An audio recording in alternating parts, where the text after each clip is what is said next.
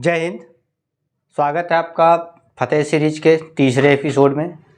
आज हम चर्चा करेंगे और देखेंगे महत्वपूर्ण क्वेश्चन संविधान की अनुसूचियाँ से बनने वाले कि कौन कौन से क्वेश्चन बन सकते हैं। तो देखते हैं संविधान में क्या है। सबसे पहले जब संविधान बना था तो उस समय कितनी अनुसूचियाँ थी। क्वेश्चन पूछता है कि जब संविधान बना था तो उस समय कितनी अनुसूचियाँ थी।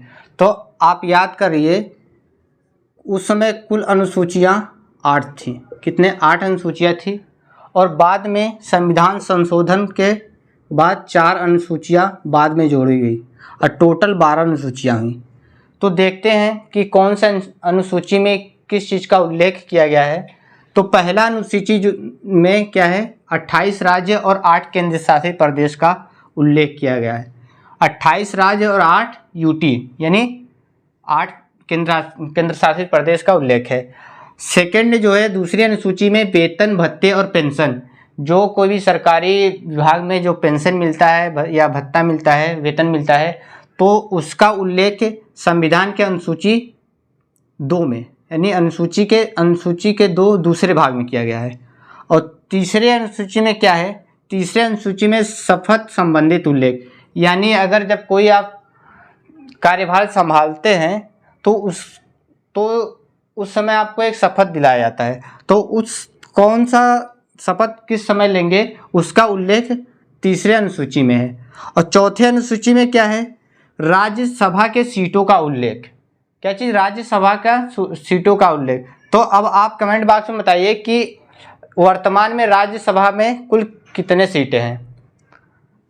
और पांचवा अनुसूची में क्या है, अनुसूचित जाति और अनुसूचित जनजाति के शासन का उल्लेख किया गया है कि अनुसूचित जाति और अनुसूचित जनजाति के क्षेत्र में किसका शासन होगा, कैसा शासन होगा। छठे अनुसूची में क्या है, असम, त्रिपुरा, मेघालय, मिजोरम।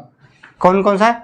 असम, त्रिपुरा, मेघालय और मिजोरम का जो क्षेत्र है उसमें जो जनजातियां हैं उनके ऊपर कैसा प्रशासन होगा या वो कैसा प्रशासन करेंगे उसका उल्लेख है। और सातवें अनुसूची में क्या है, केंद्र और राज्यों के बीच की शक्तियों का बंटवारा। केंद्र के पास कौन सा शक्ति होगा और राज्य सरकार के पास कौन सी शक्ति होगी।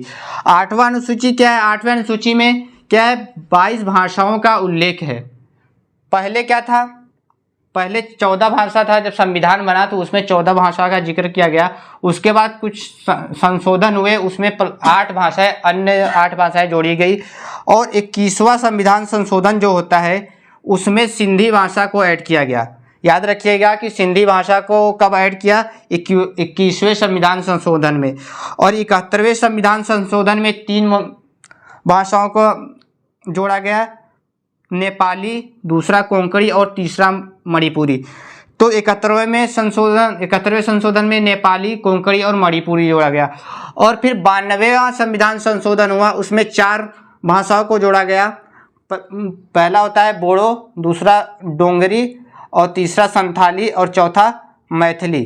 तो ये 14 पहले थे और 8 बाद में संविधान संशोधन के बाद जोड़ा गया। तो अगर पूछे संविधान में कितने भाषाओं का उल्लेख है, तो कितने भाषाओं का उल्लेख है, 22 भाषाओं का उल्लेख है। तो आगे देखते हैं कि क्या है। इसमें क्या होता है, भूमि सुधार। और ये नवा अनुसूची जो है संविधान के पहले संशोधन में ये 9th अनुसूची जुड़ता है और ये 1951 में होता है। 1951 में संविधान का पहला संशोधन होता है, याद रखिएगा। संविधान के 51th अमेंडमेंट में क्या आता है, 10वीं अनुसूची आता है। और इसमें दल बदल का नियम लाया जाता है। यानी कि देखते हैं कि कोई बीच में सांसद होता है या विधायक होता है, अपना पार्टी बदल के दूसरे पार्टी में चला जाता है। तो ये 10वें अनुसूची में उल्लेख है इस चीज़ का। और 73वें संविधान संशोधन में क्या होता है, 11वां अनुसूची जुड़ता है और इसमें पंचायती राज्यों का उल्लेख है। और 74वें में क्या होता है, 12वीं अनुसूची जुड़ता है 74वें संविधान संशोधन में और इसमें नगर निकाय का प्रावधान किया जाता है।